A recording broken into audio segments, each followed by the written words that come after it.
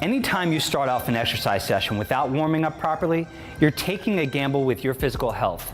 That unnecessary risk is short-sighted and works against all of your other efforts to be an athlete for life. In this video, I'm going to cover why it's important for you to warm up, some general tips, and show you a few options that you can do. Why is this important? Some will argue that you don't ever need to warm up and stretch as long as you train the right way with a perfect form and full range of motion. Sure, there's truth to that statement, but it doesn't take into account that before you get to the gym, you're likely coming from a lengthy stationary position such as sitting or lying down that creates stagnation and stiffness and takes away from your fitness. So there needs to be a purposeful transition into any exercise that challenges you. With that said, here are 8 reasons you need to warm up. Get your mind right. It's said that 90% of success in training and sports is mental. So if you start to train or practice while your mind is on work, school, relationships, or any other aspect of life, then there's no way that you can be 100% present to make the most of your time and effort. And if you're not fully engaged in what you're doing or about to do, not only does your performance suffer, but your reaction time goes down and your risk of injury goes up. So warming up allows you to transition from whatever you had going on beforehand to the prime mental state to be successful. Increase your core temperature. To get your muscles to work better for you, you must raise your normal core temperature by 3 to 4 degrees, because that's when your muscle tissues will behave like a responsive gel to better handle a variety of repeating contractions in your movements. And the science shows that it can take around 20 to 25 minutes to reach that point, regardless if you warm up with continuous movement or even sit in an infrared sauna. Otherwise, the tissue will be stiff and less adaptive to perform at an optimal level and can lead to injury.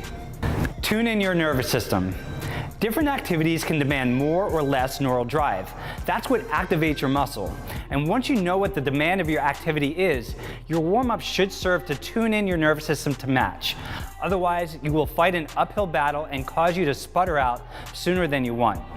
So depending on your activity that you're about to do and the state of your nervous system beforehand, you can make the right adjustment and be on your way to better performance. Lubricate your joints. When you do low-intensity movement drills during a warm-up, it helps to increase the amount of synovial fluid in your joints.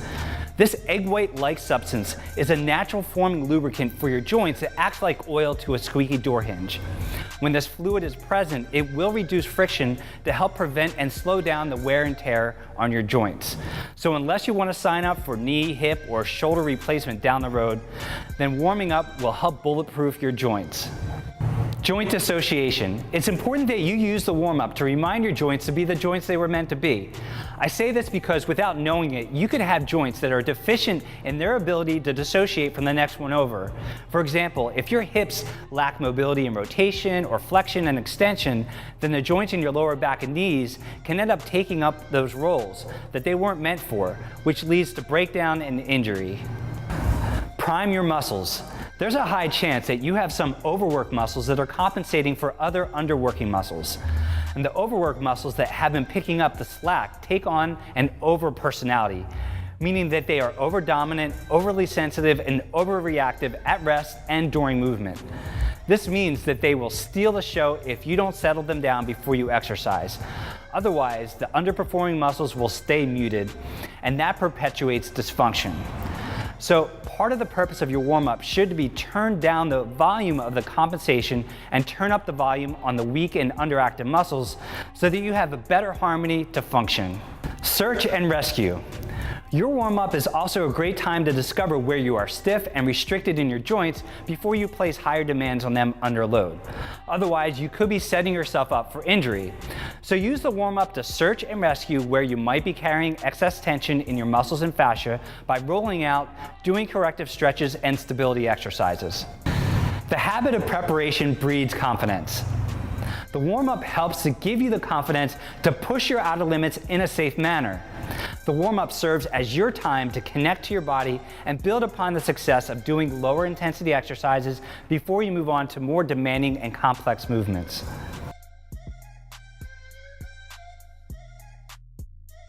Keep in mind that there's no one-size-fits-all warm-up that's right for everyone. It has to meet your needs of where you're at in your mind, body, and spirit before you train and compete. So it can take on a variety of forms and combinations of breath work, mobility, stability, and muscular contractions to activate in either isolated or dynamic movements. As a general recommendation, you can start with 5 to 10 minutes of low-intensity activities such as walking, jogging, jump roping, or cycling, and thereafter gauge your mind and body's readiness on a minute-by-minute basis before you move on. Perform exercises I'll cover in this video or similar ones at a tempo that moves you closer to what you'll need to perform your best.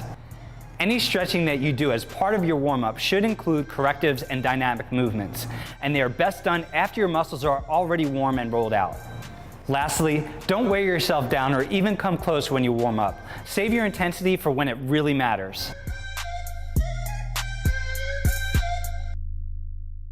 I'm going to take you through a warm-up circuit that you can do anytime and anywhere. It's 6 exercises that you're going to do in sequence, and then you're going to do 2 sets of each exercise for 30 seconds. So I'm going to take you through it, just follow along, and you'll be on your way to a better workout. The first exercise in this circuit is a jogging jump rope. You're going to do this for 30 seconds, and just follow along.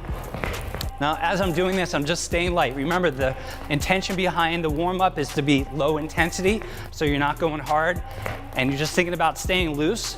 Now, as you're jogging, make sure that you get a light heel kiss each and every time, so that you get that ankle nice and lubricated as well. Get those wrists turning, so you're building up the fluid in the wrists, and you're warming up your shoulders at the same time. Okay, next we're gonna get down on the ground and do a plank on your forearms and elbows. So make sure that you're in alignment from your head to your heels. Get a slight posterior pelvic tilt, pinch your shoulder blades together, and dig those elbows into the ground while you pull those toes up towards your elbows. Get a nice tight contraction and tighten all the muscles, your quads, your glutes, especially your abs for 30 seconds. Dig in, make sure that you're breathing, and then relax. Next, we're gonna move into some air squats. So simply you're gonna squat down, reach your arms forward, work that range of motion. Sit back into the hips to make sure that you're keeping weight on your heels as you're going down and up, maintaining a neutral spine each and every rep. Inhale as you go down, exhale as you come up. Find that rhythm with your breathing, and that will, again, help your body to warm up the breathing mechanics. All right, we're back down on the ground now. We're gonna move into a side plank on your forearm and elbow. So you're gonna place your elbow directly underneath your shoulder, stack your feet, press your hips up into the air, and you're gonna hold this position. Now remember, throughout the warm-up, each exercise, don't allow your intensity to raise up above a 4 or 5. You wanna save your body for your actual workout. So hold this for 30 seconds. After you get done, switch sides, and hold. Make sure that your body's in perfect alignment and you're working on breathing normally. Next on the list, we're gonna move into good old-fashioned jumping jacks, arms out to the side. Here you're getting your shoulders and your hips loosened up, working in this frontal plane. And again, it should be very relaxed, easy, work on that springy feeling in your body. And if you wanna get a little fancier and change it up, you can do T-jacks, moving your arms forward and back. Just have some fun with this movement and get ready for the next exercise. In this last exercise, we're gonna move into mountain climbers. You're gonna get into a push-up position, and your shoulders should be right over your hands. And from here, you're gonna move your feet forward and back for 30 seconds, doing your best to maintain a quiet spine and pelvis. So it's gonna look like this. Work on your breathing, staying relaxed. You don't have to go hard on this.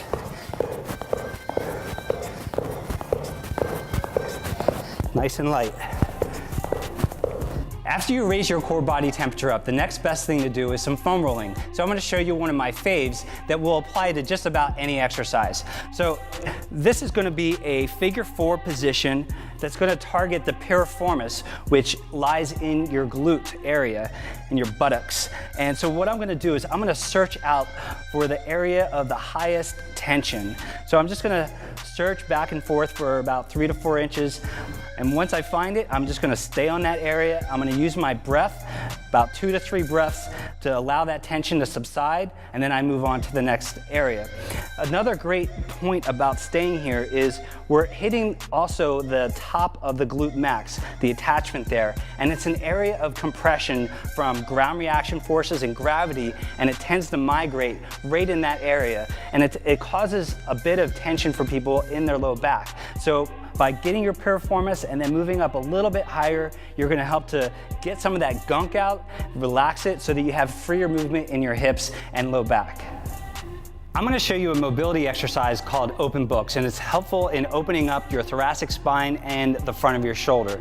So simply start by lying on your side. You can flex your hips and knees to 90 degrees.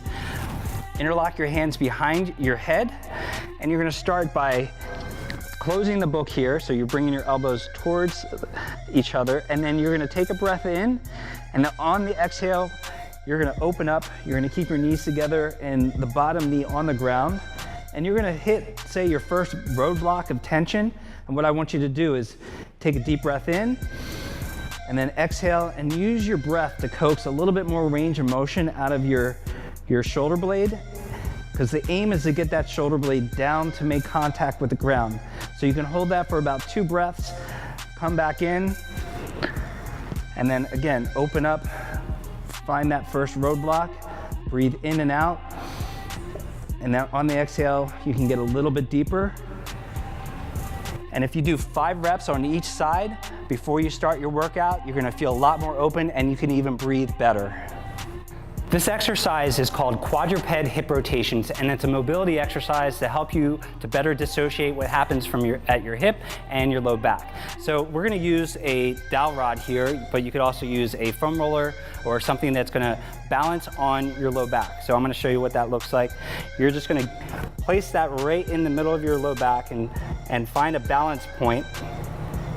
And once you find that balance point, you're going to place your hands directly underneath your shoulders, and I want you to wind your hands, corkscrew your hands into the ground, pull your shoulder blades down into your back pocket. You're gonna find a neutral head position, spine position, and pelvis position. So you might have to do a slight tilt in your pelvis to find that. Now, once you're in that position, you want to stay quiet through everything else except your hips. So I'm going to draw a circle with my knee, and as I draw that circle with my knee, my aim is to keep the dowel rod as quiet as possible as I go through as great a range of motion as I can. And so as you do this, if you just do 2 to 3 repetitions in each direction, and be aware of what's happening in your body as you go around. And this is going to help to open up your hips.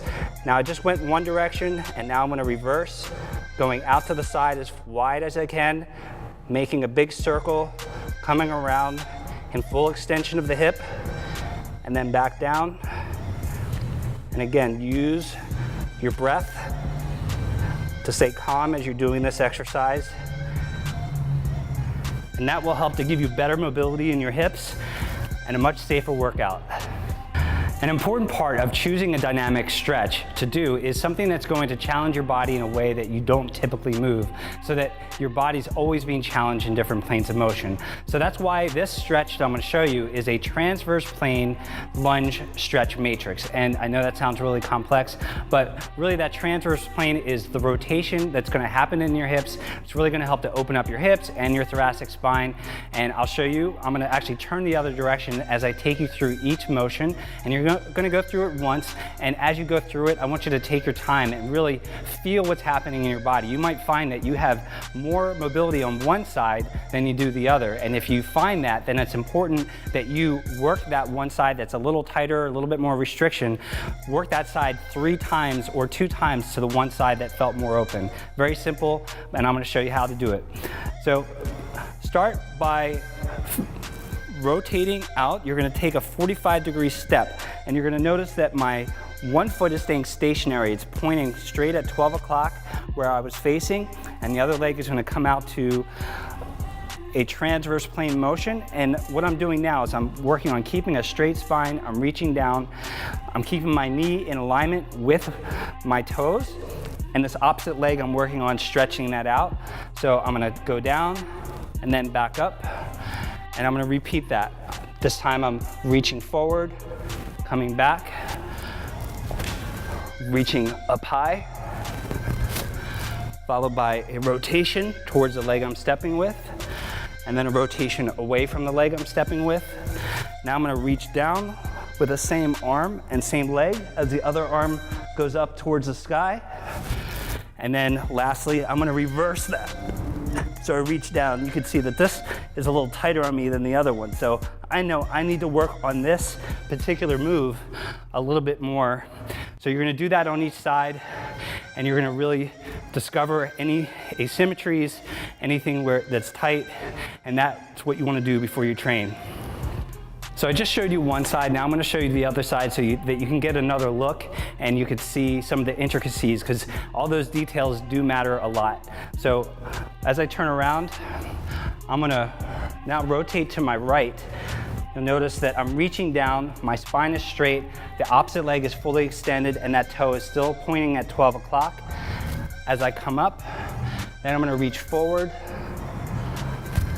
really working on feeling that stretch. I'm gonna reach up as high as I can, trying to square my leg with my chest as I reach up, come back. Now I'm gonna rotate towards the leg I'm stepping with. Now I'm gonna rotate away from the leg I'm stepping with. Now I'm gonna reach down with the same arm. Opposite arm is reaching up towards the sky. And lastly, I'm reaching down with the opposite arm and reaching up. And again, here is a tighter area on me that I gotta work on. So as you go through each one of those movements, you're gonna really open up your body. I'm gonna show you one more quick way to make this transverse plane lunge work better for you. So you notice that first set, the opposite leg was straight. So now you could actually turn it and rotate that leg as you go through all those motions, and that's gonna give your body a little different feel as you go through each of those motions. And what I'm doing is I'm working on getting good synchronicity with my body, both legs, so the timing is good. I'm rotating down, and now this gets to be a little bit more athletic, because this is more what you would probably do if you were in that particular situation. Rotating, rotating, down, and last one, reaching up. Combine all those, and you'll be ready to go. Right now I'm gonna take you through a walk with a shoulder press matrix, and it's gonna serve as a low intensity warm up before you get into the next phase of your workout. So this usually falls at the tail end of what you would normally do for your warm up. So simply start with either 2 kettlebells or 2 dumbbells right up against your shoulders. I want you to stack your rib cage right on top of your pelvis. Make sure that your abs are firm, you're standing as tall as you can, and as you walk, you're going to alternate your arms pressing up in different planes of motion. So we're going to the front, and then we're gonna cross over, and then again, cross, go out to the side, and then straight up. And you just repeat that motion, and that's gonna really get that scapula fully warmed up. It's gonna help get you engaged and coordinated in your body, and it'll raise your heart rate for sure. So try that out. Let me know how you do in the comments below. This is a shoulder brachiation exercise combined with an overhead squat, and it serves as a full body mobility exercise as well as a warm up. So the first thing that you're gonna do is work on opening up those shoulders. So I'm just gonna turn to the side so you can see what this looks like. You're gonna start with a dowel rod right in front of your hips, so you can see it's lined up with my hips, and that's gonna help create the arm distance. I'm gonna raise it up over my head, and then I'm gonna hinge at the hips, and I'm gonna bring this bar as far back as I can to touch the small of my back. Then I'm gonna stand up tall, and I'm gonna follow that up with this overhead squat. I'm reaching up high, standing up. Bring that down. You're gonna hinge at the hips, bring it as far back as you can, while maintaining good posture and good breathing. Bring it up. Keep that stick over your spine as you squat down as low as you can, under control, maintaining a neutral spine, and then back up. Repeat that 5 times of each exercise, and that will really open up your body and prepare you for the next phase. Now remember, a warm-up gradually revs up your body systems by raising your body temperature and increasing blood flow to your muscles. Warming up can also help reduce muscle soreness and lessen your risk of injury. Investing in warm-up time will help you perform with more focus, strength, power, speed, and fluidity of motion. And another reminder, don't skip your warm-up. Giving your body time to adjust to an increased workload will make you a better athlete. Last but not least, make sure to leave your warm-up questions in the comments section below.